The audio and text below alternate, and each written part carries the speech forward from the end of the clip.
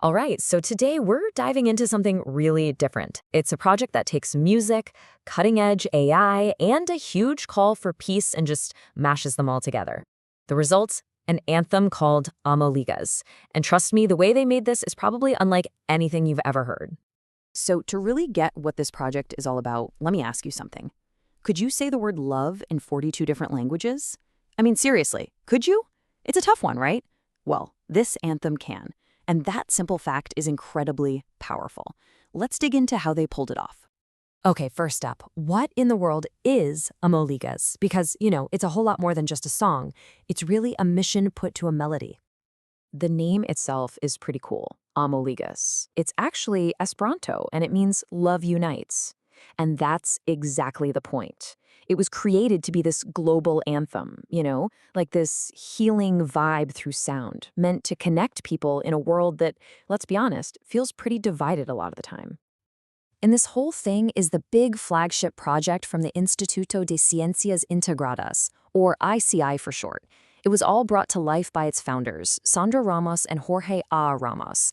These two are the masterminds, the creative force behind this whole global call to action. All right, let's talk about the ambition here, because it's massive, and you can really see it in the sheer diversity of languages they used. This isn't just a gimmick, it's central to the entire mission. 42.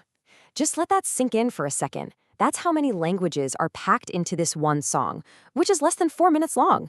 It's a totally deliberate choice, a way to pay respect to the incredible mix of cultures we have all over the planet.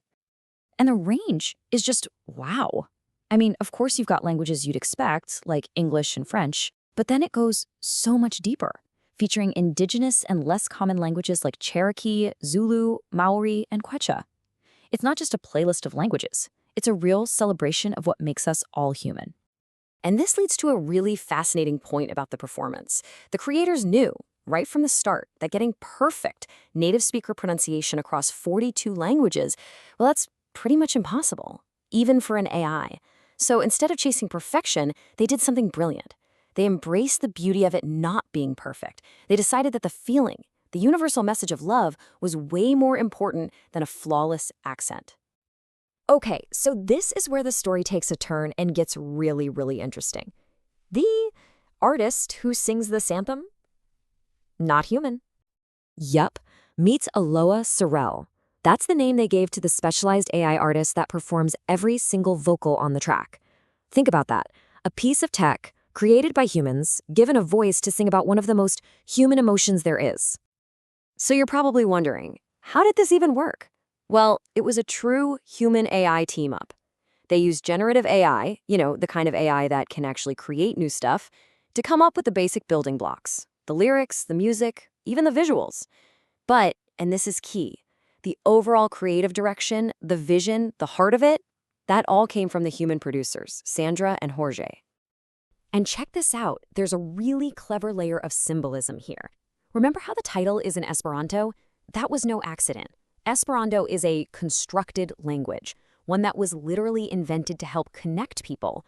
It's the perfect mirror for using a constructed intelligence, AI, to create a song that's trying to do the exact same thing.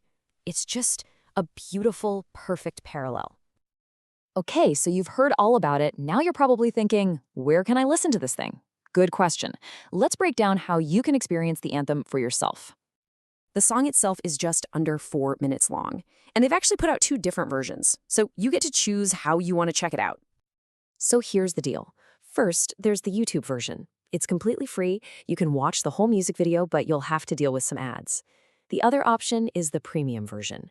With that, you get a super high-quality audio file, no ads, and you can download it to listen whenever, even if you're offline.